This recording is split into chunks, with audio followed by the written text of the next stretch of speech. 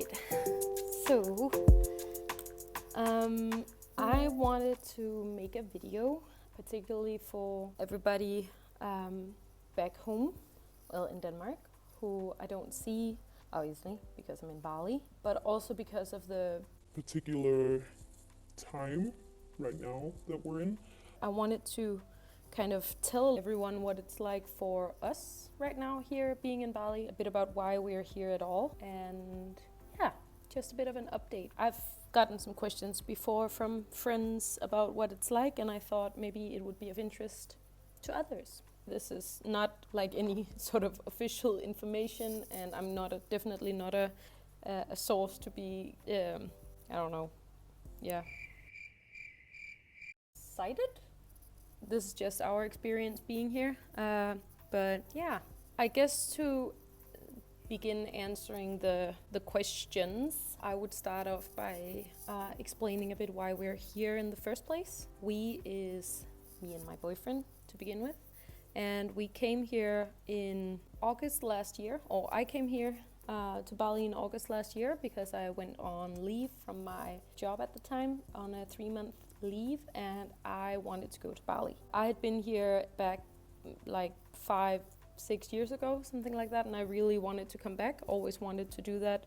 I just didn't know when. And then the opportunity came, and I thought, I want to go back. I want to go back to that beautiful island and the nice people and just the vibe and the activities you do here, and the nature here is so stunning. Yeah, it always had an appeal, and so it became my choice for my leave. And I came in August, then I was going to have 1 month alone, then my boyfriend would come and join me for the 2 months that remained, and then I would go back to work on the 1st of November. Yeah.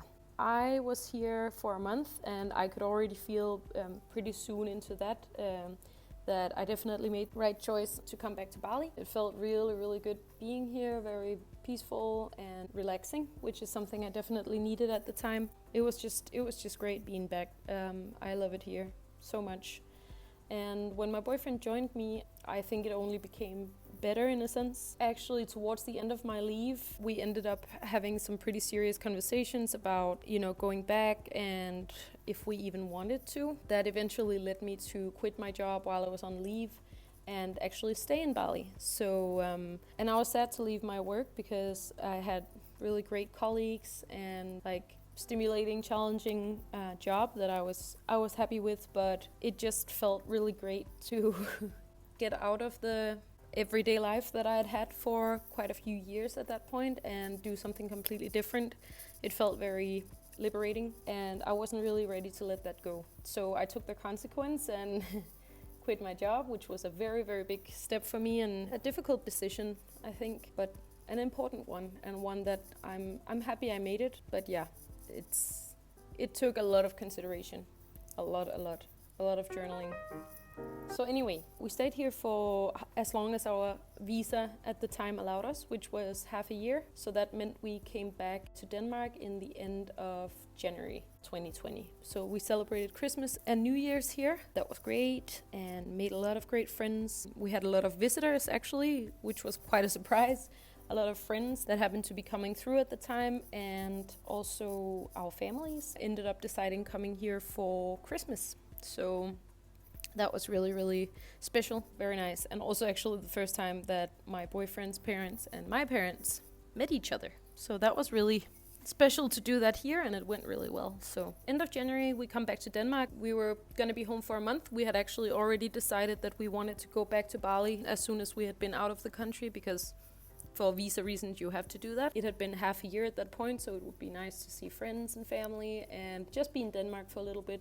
It actually ended up being pretty much the day we left Copenhagen to come back here, while we were traveling, while we were on the plane, that everything started to escalate. And it was only 3 days after we had landed here, 4 days after, that Denmark started the social distancing measures and the whole quarantine started rolling, I guess. We landed here in Bali, and in the airport they were taking our temperatures and stuff. We already travel with masks as it was before. We did that even in our first half year here. We used the masks. Also when we go out, when you drive a scooter or you're walking the streets, because it's so warm here, there's just more dust being whirled up all the time, and there's a lot of traffic as well, obviously. So we've just been using the masks anyway. So we had them on in the airport and had alcohol gel. I mean, we always wipe down the seats and everything on the plane anyway, because I think someone told me at some point that some of the most bacteria dense area in an airplane seat is like your little TV and the remote control. So I always wipe down that and the window and the handles and like everything you touch basically. But when we arrived here, we realized it was very real that there was like a line that we would stand in and get our temperatures measured, and we had to sign a health statement and so on. So it was very evident once we landed in Bali that this was a very real thing, and it was affecting the way that immigration and tourism was being handled, which is a very good thing. So we arrived, and then 3 to 4 days later, everything in Denmark at least started going really crazy, but the amount of news and the amount of communication about the virus, as far as I recall, before then, I mean, there was already news about it, obviously, but it was more about what was happening in other countries and not really what was happening in Denmark. Whereas 3 to 4 days after we had landed, it really started being about Denmark, because suddenly the threat became very real and they would have to really ramp up the measures to prevent spread. Not a lot happened in Bali, to be honest, in terms of quarantining or lockdown or anything like that. We were very cautious, of course, going out, like with the masks and gloves and alcohol gel, and not like hugging our friends and stuff like that. Other than that, there was no official line of action, nothing like you can't go out or you can't go out to a cafe or something, and the shops were still open, there were still tourists here. Then the month of March kind of came towards an end, and the Balinese New Year, which is called Nyepi, is on the, I believe, 26th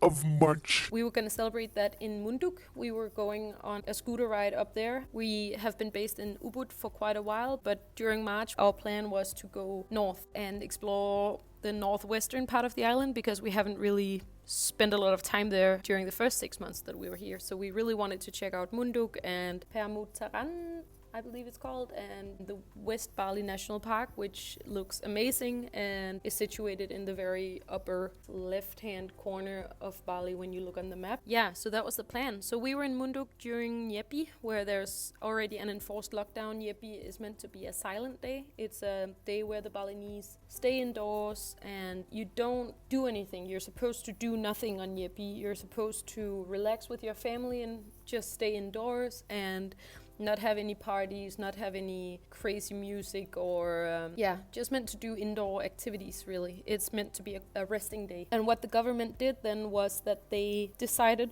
to extend the measures that would normally be taken during Nyepi to last more days. Really, they imposed kind of a prolonged stay-at-home or quarantine period, but only for, if I remember correctly, only for 3 days, I think it was 3 days, from the 26th to the 28th. My timeline might not be completely accurate here, but I believe that was how it was. So we were in Munduk, and these news, by the way, they come very suddenly. So if you already have plans to, I don't know, stay at a certain place of accommodation or anything like that, things can change very quickly, and there can suddenly be new rules that get issued, and then local government in each of the areas or the districts here in Bali will have to enforce those rules kind of in their own way. Sometimes they have to interpret the rules they're given, and they can decide differently depending on what region they are governing. In Munduk, what happened was you were effectively, with kind of from one moment to the next, you were barred from going anywhere. And we had already gone out for, like 100 meters down the road, nothing far, but we had already gone with a friend to have lunch at a different place than the place we were staying when we got the news. So we were sitting there and having lunch, and the Pachalang, which is the local government, I guess you can say, they came, they were very nice, they were very polite, there was nothing wrong, but they came and they informed us that this new extension of Nyepi was happening. And that we actually weren't allowed to leave now, the place that we were having lunch, the hotel we had gone to with our friend. So we were like, well, but we're staying down the road and all our stuff is there, and we're supposed to be there for one more night. But yeah, we weren't allowed to leave. So we had to talk to our place of accommodation and also the Pachalang to figure out, could we get our bags? What could we do? We only had the clothes on that we had. They ended up being super helpful, and they went to our original place of accommodation for us to pick up our bags and bring it back to us. That is the Pachalang. We were told that the next day we would be allowed to drive home, that is to Ubud, and that after that window there might be another closure for an undisclosed amount of time. Effectively, what they told us was, you'll be allowed to leave Munduk only tomorrow morning between like 6 and 7 in the morning, and that's kind of your window to get back to Ubud. Otherwise, you'll be stuck here and you'll have to pay to stay here for we don't know how long. So our whole trip changed, obviously. And that's okay, actually. I mean, we wanted to see the rest of the island, and we had booked a lot of accommodation, but we were just really happy that we would at all be able to drive back without either insulting the local government or doing something wrong. Yeah, you don't want to offend anybody really, and you also don't want to put yourself at risk. So we just went back. We've actually been in Ubud since. So since the end of March, we've been in Ubud, effectively in quarantine. I mean, we've been kind of self-imposing that for a lot of the time, I guess. In the meantime, overall, everything has really changed since we got here in the beginning of March. There were still a ton of tourists here, and when we drove from the airport to Ubud, there were so many people still. So many people. Tons of traffic, and everything seemed completely normal like when we left it. But things have really shifted. A lot of people have gone home, obviously, and planes are being cancelled left and right. People that were just here for tourist reasons and don't live here, they were encouraged to go home, of course, if they could. Denmark's borders were closed pretty quickly. Of course, if you're a Dane, you can always go home. But we effectively live here. We don't have our own place in Denmark, and we want to stay here for a long time. Had already been staying here for half a year, and our plan was at least to do another half year here. So we consider ourselves, we are tourists, right? We come from the outside to enjoy the island, but we are here for more than 2 or 3 weeks, for example. Yeah, so now, that was quite a long tale. I think I've already,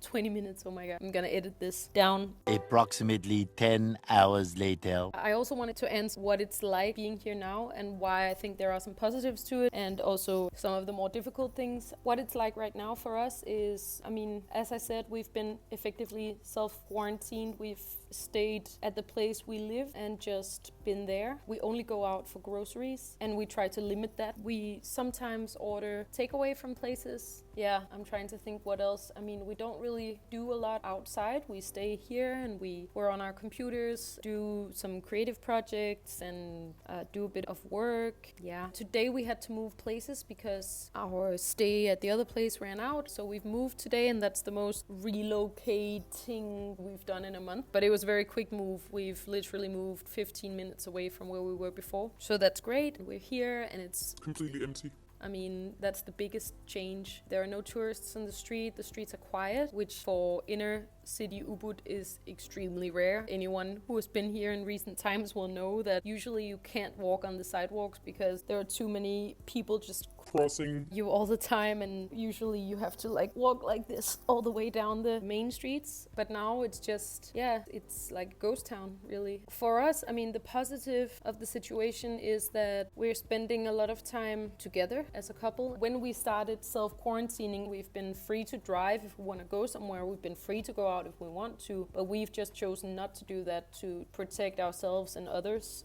But we have been with friends, was my point. 3 friends since then. We've been kind of in isolation with them since the end of March. And so the positive is that we've spent time as a group, and that has been super nice. Oh, for definite. And it's definitely good also when you're a couple that you're not just the 2 of you all the time. And of course, we're still very aware of being safe, but just having conversations with more than one person, it's really, really good. And I really feel for people that are stuck all alone and only have digital presence from other people. That must be very, very tough. The positive also is that we've had time to reflect and relax. Time stretches in kind of a weird way. A lot of the time we're so conscious of the next thing to do, and right now we're not making any plans like that. We're just here. We're just trying to enjoy where we're at right now, and we've been reading a lot. I feel like it's been calming in that sense. I've definitely done more creative things than I would otherwise, and it feels good. It's relaxing for the mind, and it's also something to do. The challenging parts, I don't really want to to talk about it being challenging for us in that sense, because I don't think it would be fair in a way to all the people that are right now facing real struggle to talk about what's hard about it. I mean, there are the obvious things like I want to go somewhere and do something. but that's not really a struggle, right? We are okay. We're very okay, and we're very privileged to be okay. I think the struggle is with the local business owners and all the shops that are closed right now who rely heavily on tourism, all the homestays, all the small vendors. Yeah, so much here on Bali relies on tourism. This is the driver for the economy right here. It's a huge hit on everyone to lose their livelihoods effectively within a couple of weeks. Ubud, now I'm just talking about Ubud, but I think it's Bali as a whole, right? But what I can see here in Ubud is effectively all shops are close to. Of course, there are places that are open for, again, takeaway like restaurants, but there are many shops that aren't restaurants. There are many businesses here that don't have the option to do takeaway. I mean, think about all the massage places, the yoga places where people really were coming together physically before, and where that was an important part of the offering even. I'm really worried about the local population. I think us coming from the outside, we really don't have anything to complain about. We're in a beautiful place, even if we're sitting here where we live. For me, just being able to go out on my terrace and look at the palm trees and the plants and the flowers and listen to the birds, for me, that's, and that's life quality. But for the locals, it's their lives, it's their livelihoods. They lose their flow of income from tourists, and they don't know when they'll get it back. We've gotten the information that the airport will be closed until, I believe, June. Again, things change very quickly. I'm just telling. Again, from personal experience here. But we've been told that the airport will be closed for not international flights. A lot are cancelled. Ours got cancelled. We were supposed to go back to Denmark in the end of May. That was the original plan because I turned 30.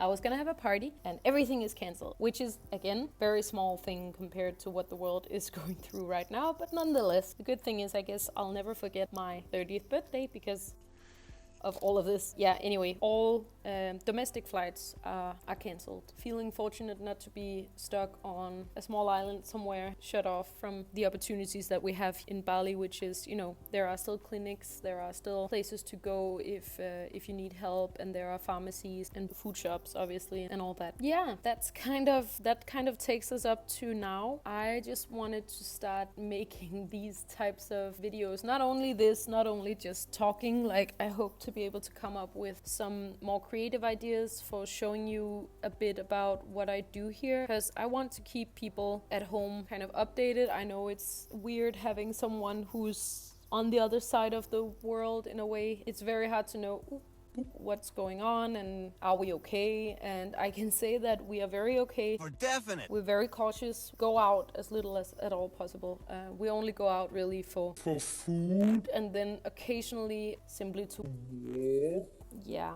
Yeah, we're okay, but I'm worried about the rest of the island. I'm not really worried about us. Yeah. That's the update for now, I guess. This became a very long video. If you made it this far, thumbs up. I hope you liked it, and I'll talk to you soon. Bye!